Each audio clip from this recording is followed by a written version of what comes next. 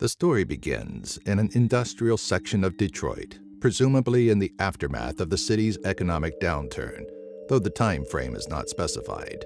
The anonymous author has been partying late into the night at the loft of an artist friend and called his girlfriend to ask for a ride home. While he waited, he was startled by the sound of glass breaking and a heavy object crashing outside. When he went out to meet his girlfriend, he remembered the commotion and found the source. An outdated computer and monitor had been tossed into a dumpster behind one of the buildings. The old CRT screen had shattered, but the computer itself looked intact, so he decided to take it home and see what was on it. The machine was functional, but all documents, images, and videos on the hard drive had been wiped clean, except for one folder hidden in the Windows System 32 directory. The folder contained a single video labeled Barbie.Avi. A little creeped out, but curious nonetheless, the author clicked on the file and watched the clip. The footage seemed at first to be nothing more than a hazy, low-resolution video of a young woman being interviewed in a white, featureless room. The audio was so muffled that the voices of the interviewer or interviewers and their subject were nearly incomprehensible. Still curious, he imported the file into a video editing application in an attempt to clean up the audio distortion, sharpen the image, and boost the levels. He was finally able to hear small portions of the conversation and saw the woman's face more clearly. The questions she was asked were not audible, but the content and tenor of the interview was clearly disturbing her. As he watched and listened, he could make out one word clearly, a word the woman said several times: skin.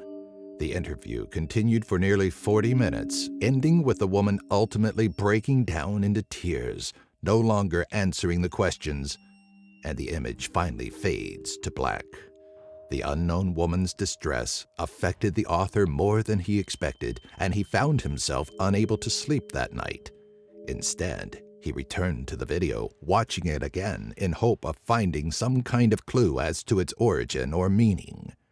That's when he realized there was more footage after the interview faded to black. After several seconds of black screen, the image that followed seemed to be shot from a stationary camera, left sitting on the ground near railroad tracks in an abandoned part of town near a dense forest. For a moment, nothing moved in the frame, until finally he saw the legs of an unidentified woman walking in front of the camera, moving along the tracks, then stepping down onto a plywood platform.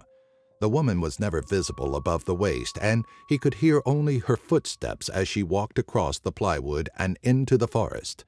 Nothing else happened. The camera continued rolling for several minutes after the woman left the frame. That's when the shock hit him. He recognized the area where the woman had been walking. The next day, he ventured out in search of the exact location he saw on the video, and finally, after walking for hours along the railroad tracks, he found the plywood planks which formed a partial path into the tree line. That path eventually gave way to a trail, which finally led to a clearing in the forest. In the clearing, nearly obscured by tall grass, was an abandoned house. Suddenly terrified, the author was uncertain whether to approach the rundown structure. But after carefully scanning the area for any signs of life, he was finally convinced that the house was unoccupied and moved toward the front door, which was partially opened. Peering inside, he saw that the place had apparently been abandoned for decades, and every inch of it was decaying into rubble, dust, and mold, except for a single door which looked much newer than the rest of the house. Also, this door was the only one locked. He also noticed that the bathroom had been partially cleared of dust and debris. The mirror had been wiped clean, and there was a plastic sheet laid out in the bathtub. The plastic was wet, as if it had been recently rinsed off. Then he heard the sound, a deep, guttural moaning that seemed to come from everywhere and nowhere.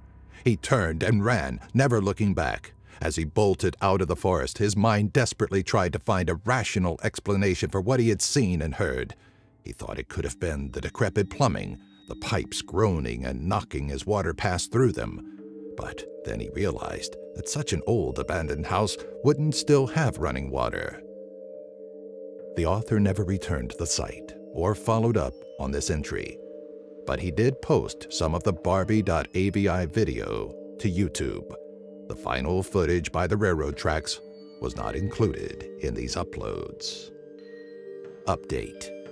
If you watched the video, note at the very beginning that the letters BIID briefly appear at the bottom of the screen. According to one theory, this stands for Body Integrity Identity Disorder, which is a legitimate condition in which those afflicted believe that certain parts of their body do not belong, and it can often lead to acts of severe self-mutilation. The reason this may be significant comes in the final seconds of the file. After a long period of black screen, the woman appears again, but this time we can see that her right arm seems to be missing.